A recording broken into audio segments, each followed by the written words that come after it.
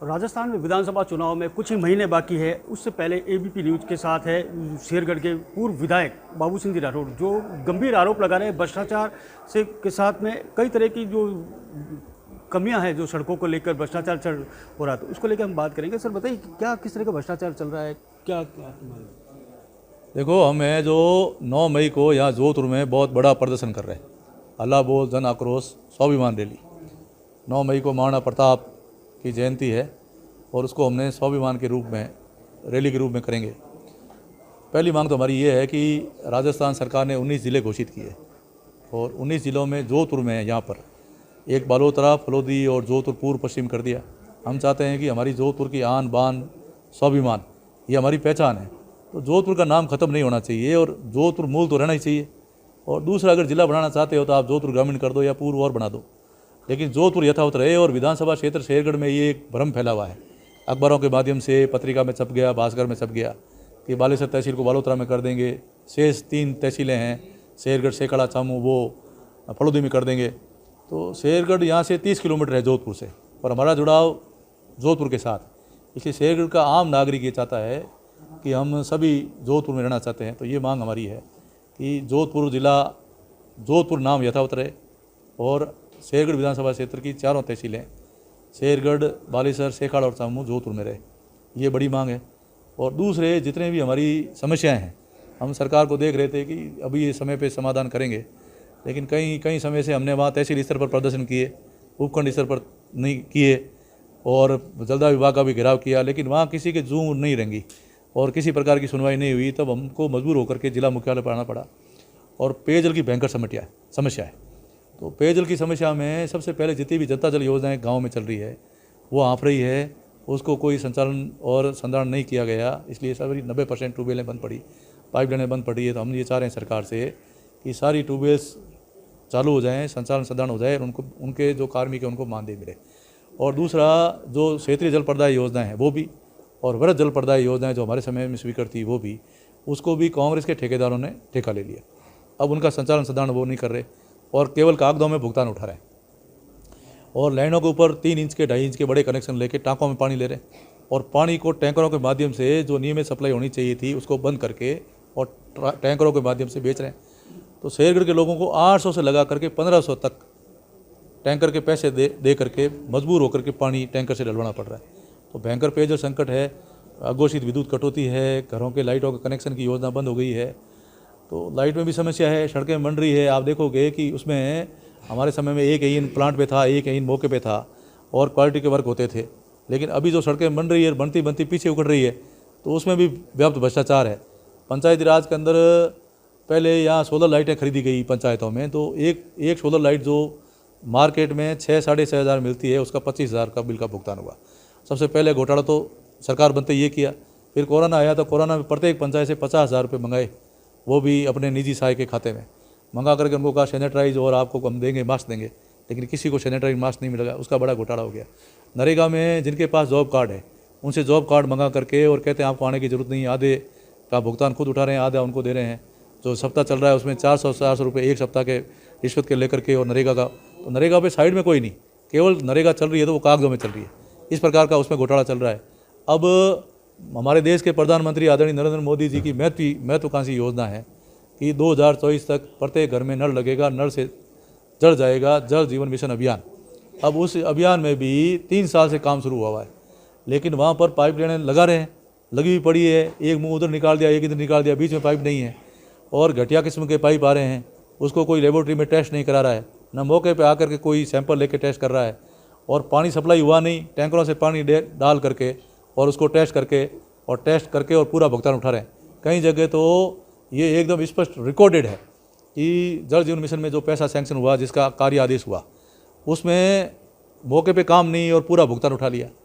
एक 35 करोड़ की योजना हमारे समय स्वीकृत थी RD 134 के अंदर देवानी सभा में, उस योजना का वर्क ऑर्डर हो गया था और कांग्रेस की सरकार आने के बाद उसका काम हुआ, काम पूरा हो गया और पानी की सप्लाई टेस्ट नहीं किया, आज भी उसमें सप्लाई टेस्ट नहीं है। लेकिन हमारे राजस्थान के मुख्यमंत्री आदरणीय अशोक जी गहलोत को अंधेरे में रख करके इन लोगों ने वर्चुअल उनसे उद्घाटन करा दिया। अब मुख्यमंत्री उद्घाटन कर ले और जनता को पैसा नहीं मिले, पानी नहीं मिले, तो पानी उसमें भी नहीं पहुंचा। तो पेयजल का भयंकर संकट है, उसके बारे में भी। और दूसरा, हमारे समय में एक राजस्थान में आदरणीय वसुंधरा जी के समय में पूरे राजस्थान में शिक्षा का एक रोल मॉडल बना था।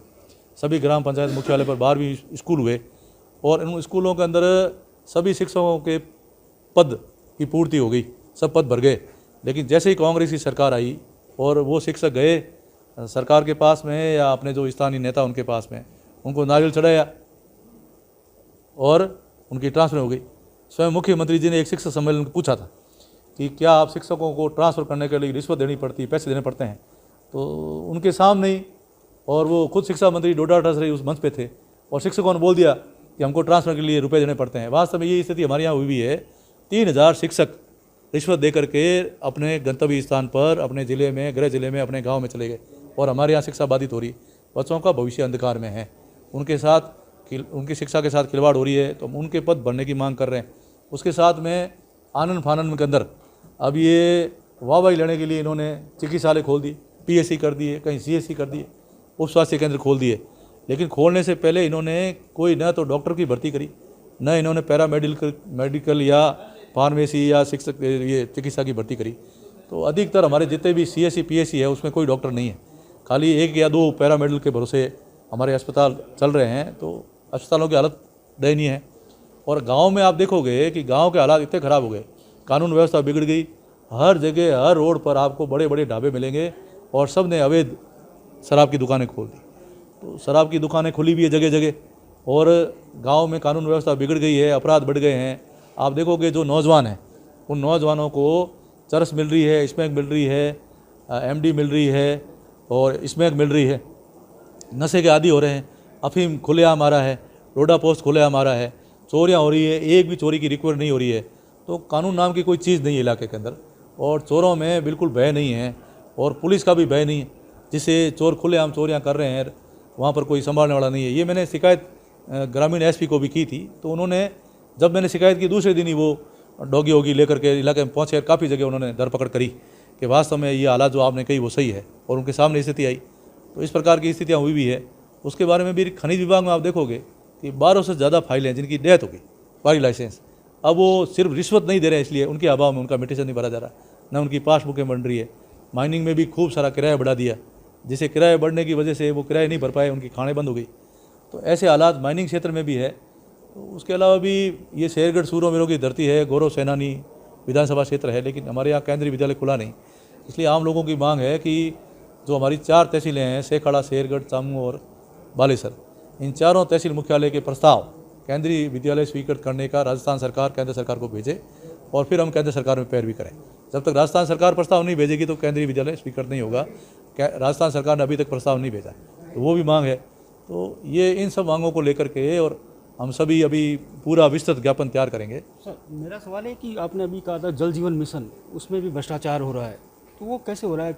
वो तो केंद्र सरकार की है, और गजेंद्र सिंह शेखावत लगातार दावा कर रहे हैं कि हमारी सरकार जो काम करे, जल जीवन मिशन, लोगों के घरों तक जल पहुंचा रहे हैं। हमारे देश के प्रधानमंत्री जी ने लाल किले से ये घोषणा करी कि 2024 तक प्रत्येक घर में पानी मिलेगा। अब मोदी साहब तो आकर धरातल पर काम करने से रहे। अब जो भी केंद्र सरकार की योजनाएं हैं, जो स्थानीय जनप्रतिनिधि हैं, एमएलए हैं या प्रधान हैं, उनके साथ अधिकारी मिलकर काम करेंगे। तो कार्यकारी एजेंसी इसमें राजस्थान सरकार ही है, और राजस्थान सरकार ही यहाँ का प्लान तैयार करती है कि भाई पानी कैसे पहुँचेगा। तो पहली बात, उन्होंने प्लान ढंग से किया नहीं, आनंद फानंद में पैसे स्वीकृत कर दिए।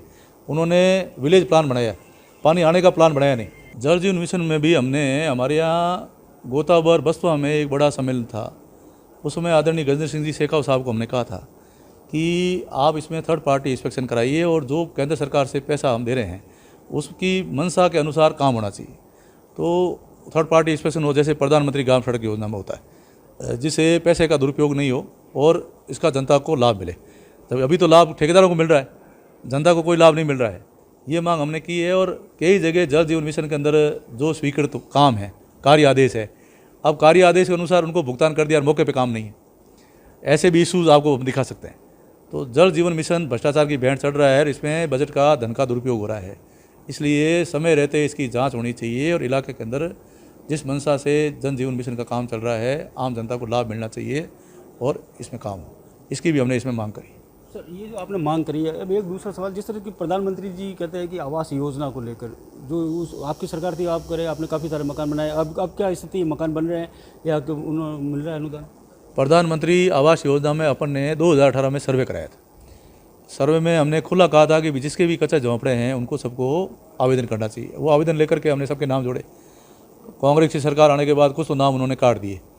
अब ऑनलाइन होकर के जिनके मकान बन रहे हैं, पहली किस्त खाते में जाने पर उनकी नींव भरी जाती है। नींव भरने के बाद में वहाँ के जो कर्मचारी अधिकारी हैं उनसे प्रत्येक मकान के 20,000 रुपये की रिश्वत मांग रहे हैं। अब गरीबों के पास 20,000 रुपये देने के लिए नहीं है, इसलिए उनको दूसरी और तीसरी किस्त नहीं मिल रही है और अधिकतर मकान नींव भरे हुए पड़े हैं। तो इसकी भी कोई मॉनिटरिंग नहीं कर रहे हैं कि ये पहली किस्त इतनी तारीख को गई थी, उसके बाद में दूसरी किस्त क्यों नहीं गई और तीसरी किस्त क्यों नहीं गई इतने समय में। उसकी एक समय सीमा है। समय सीमा में प्रधानमंत्री आवास योजना में मकान पूरे क्यों नहीं हुए, तो वो भी कोई मॉनिटरिंग करने वाला नहीं है। आप देखोगे कि अधिकतर जोधपुर ज़िले में सभी जगह में मकान आपके नींव में भरे हुए पड़े हैं, गरीबों के मकान ऊपर नहीं आ रहे हैं। और प्रधानमंत्री जी ने खुली घोषणा भी कर दी अब, और इसमें एक नीति भी बना दी कि कोई भी ऑनलाइन आवेदन करेगा जिसको मकान बनाना है, और पंचायत समिति उसके लिए टारगेट तय कर देगी कि हम इतने मकान 1 वर्ष में बना सकते हैं, उनके नाम जोड़े जा सकते हैं। लेकिन 4 साल के अंदर हमारे यहाँ 4 पंचायत समितियाँ हैं, चारों में एक भी नाम प्रधानमंत्री आवास योजना में नहीं जुड़ा। और पहले जो मकान है, कम से कम 2018 की सर्वे सूची थी, उसके अनुसार सारे मकान बनने चाहिए थे। उसमें भी करीब 20% मकान बने, 80% मकान अभी भी बाकी है। जैसे ये मकान बाकी है, अब राजनीतिक बात कर लेते हैं। जिस तरह से अशोक गहलोत कहते हैं कि हमारी सरकार रिपीट हो रही है, ठीक है, और वो कह रहे हैं आखिरी आदमी तक हमारा जो विकास का कार्य है, जो भी योजना है वो उन तक पहुंच रही है, तो फिर आप कह रहे इतने बड़े आरोप लगा रहे हो, भ्रष्टाचार फैल रहा है, कुछ भी नहीं हो रहा, सरकार ध्यान नहीं दे रही, आपके वहाँ के जो लोकल विधायक है वो ध्यान नहीं दे रहे इस पर? अब ये केंद्र प्रवर्तित योजनाएं जितनी भी है, चाहे वो घर घर बिजली पहुंचाने का काम है, घर घर पानी पहुंचाने का काम है, शौचालय का काम है, प्रधानमंत्री आवास का काम है, प्रत्येक को गेहूँ बांटने का काम है, शौचालय के काम है, नरेगा के काम है, तो ये सारे जो भी है कृषि आधार अनुदान बांटने का काम है। तो 4 साल में किसी को कृषि आधार अनुदान मिला ही नहीं, 50% से उबारा शेरगढ़ में खराबा है। लेकिन ये सारी इसलिए नहीं कि जो भी अगर कृषि आधार अनुदान बटेगा, प्रधानमंत्री आवास योजना में ढाणी ढाणी मकान खड़े हो जाएंगे, ग्रेवल सड़कें बन जाएगी। जितनी भी केंद्र प्रवर्तित योजनाएं हैं, अब अगर वो सही रूप से धरातल पर लागू होगी तो वाहवाही मोदी साहब की होगी। कांग्रेस की सरकार नहीं चाहती है कि मोदी साहब की वाहवाही हो, इसलिए केंद्र प्रवर्तित योजना में अड़ंगे डालने का काम राजस्थान सरकार कर रही है, जिसको हम बर्दाश्त नहीं करेंगे। और इसीलिए हम चाहते हैं कि सारी केंद्र सरकार की योजनाएं धरातल पर आम गरीब, अंतिम व्यक्ति तक, अंतिम ढाणी तक, अंतिम गरीब तक पहुँचे, अंत्योदय की भावना से पहुँचे, इसलिए मांग कर रहे हैं। और राजस्थान सरकार की तरफ से किसी प्रकार की कोई मॉनिटरिंग नहीं है। मैं समझता हूँ कि 3 महीने में एक साधारण सभा पंचायत समिति की होनी चाहिए। पंचायत समिति की बैठकें नहीं हो रही, ग्राम पंचायतों की बैठकें नहीं हो रही, कोई ध्यान नहीं दे रहा, यहाँ से कोई मॉनिटरिंग नहीं कर रहे, अधिकारी नहीं जा रहे, कोई प्रभारी जो जिले के प्रभारी हैं वो नहीं जा रहे, और ना कोई जिला कलेक्टर जा रहे हैं, ना कोई रात्रि विश्राम हो रहा है, ना कोई रात्रि चौपाल हो रही है, किसी प्रकार की कोई मॉनिटरिंग है ही नहीं। तो निजी लोकल जो विधायक है वो ध्यान नहीं दे रहे इस पर, क्योंकि सड़कें, चिकित्सा, शिक्षा को लेकर तो कह रहा हूँ ना, ये कांग्रेस सरकार सारी आकुंड भ्रष्टाचार में डूबी हुई है। सब लोगों को जहाँ कहाँ कैसे पैसा मिल सकता है उस भ्रष्टाचार में लगे हुए हैं, और भ्रष्टाचार के उद्योग धंधे खुल गए। बगैर भ्रष्टाचार के किसी नागरिक को आप जाके पूछोगे जिनका काम पड़ा है, इन्हें बिना पैसे दिए हुए किसी का काम नहीं हो रहा है। तो इस प्रकार से ये बहुत बड़ा इस सरकार में भ्रष्टाचार है, और आम व्यक्ति, आम नागरिक इस सरकार से दुखी है। इसलिए आकुंठ भ्रष्टाचार में डूबी हुई इस अराजकता सरकार को राजस्थान की जनता और विधानसभा क्षेत्र शेरगढ़ की जनता उखाड़ के फेंकना चाहती है, और राजस्थान में भारतीय जनता पार्टी की सरकार बनना चाहती है। तो क्या मुद्दे क्या रहेंगे आपके भारतीय जनता पार्टी? कांग्रेस के अशोक गहलोत तो कह रहे हैं मेरी सरकार वापस रिपीट हो रही है। बीजेपी में आपका मुख्यमंत्री के जो दावेदारी की बात हो रही है उसको लेकर वो बता रहे कलह चल रही है, लड़ाई चल रही है। अशोक गहलोत है जो तीसरी बार मुख्यमंत्री हैं, और मैं तो उनके साथ रहा हूँ, पहले भी रहा। तो ये जो अंतिम वर्ष होता है उस अंतिम वर्ष के अंदर रेवाड़ियाँ बांटते। अब आगे सरकार किसकी आ गई वो तो गर्त में है, वो जनता जानती है, जनता जनार्दन है, वही सरकार बनाएगी। लेकिन मेरा मानना है कि जो सरकार बनते ही पहले 2 साल के अंदर आप अपना विजन रखो और अगले 3 साल में वो काम पूरे करो। तो अपने 5 साल के कार्यकाल के अंदर जो योजनाएं लागू करते हैं वो करके दिखाओ जनता को। अब आप अगले 5 साल के लिए अभी से कह रहे हो अगले 5 साल में काम होगा, आपकी सरकार रहेगी कि नहीं रहेगी, आप करोगे कि नहीं करोगे, उसके लायक आप जनता आपको रखेगी कि नहीं रखेगी। तो आप तो अपने कार्यकाल की बात करो। तो ये पहले भी इन्होंने पिछली जब इनकी सरकार थी उस समय भी अंतिम साल में रेवाड़ियाँ बांटी, और आपने देखा कि इनकी सरकार 156 सीटें थी, 156 पे 20 पे आ गई, और अब की भी आप हालत देखना ये अंडर 20 में रहेगी। आपने कह दिया अंडर 20 पर रहेगी, तो आपका मुख्यमंत्री दावेदार कौन रहेगा? भाई मुख्यमंत्री जब सरकार बनेगी तो मुख्यमंत्री बीजेपी भी बनेगा, और बीजेपी का मुख्यमंत्री तो हमारा संसदीय बोर्ड तय करता है कि मुख्यमंत्री कौन बनेगा। लेकिन मेरा ये मानना है कि राजस्थान में आदरणीय वसुंधरा जी 10 साल मुख्यमंत्री रहे हैं और उन्होंने गरीब को गणेश मान करके, नर को नारायण मान करके सेवा करी। इसलिए आम जनता के अंदर ये भावना है कि अगर वसुंधरा जी के नेतृत्व में चुनाव लड़ा जाता है तो भारतीय जनता पार्टी प्रचंड बहुमत से सरकार बनाएगी। और वो करिश्माई नेता है, और जहाँ भी आप देखते हैं उनका दौरा होता है तो जनता उमड़ती है उनको देखने के लिए और उनसे बात करने के लिए। तो हम सोचते हैं कि अगर वसुंधरा जी के नेतृत्व में चुनाव लड़ा जाता है तो भारतीय जनता पार्टी प्रचंड बहुमत से सरकार बनाएगी। एबीपी न्यूज़ से बातचीत करने के लिए बहुत बहुत धन्यवाद। सबसे बड़ी बात बता दूं कि केंद्र सरकार की जो जल जीवन मिशन और प्रधानमंत्री आवास योजना, इन सभी योजनाओं को लेकर जिस तरह से बड़ा खुलासा किया, भ्रष्टाचार के भेंट चढ़ चुकी है, साथ ही इनके क्षेत्र में कई तरह के भ्रष्टाचार और अव्यवस्था फैली हुई है। जोधपुर से करणपुरी, एबीपी न्यूज़।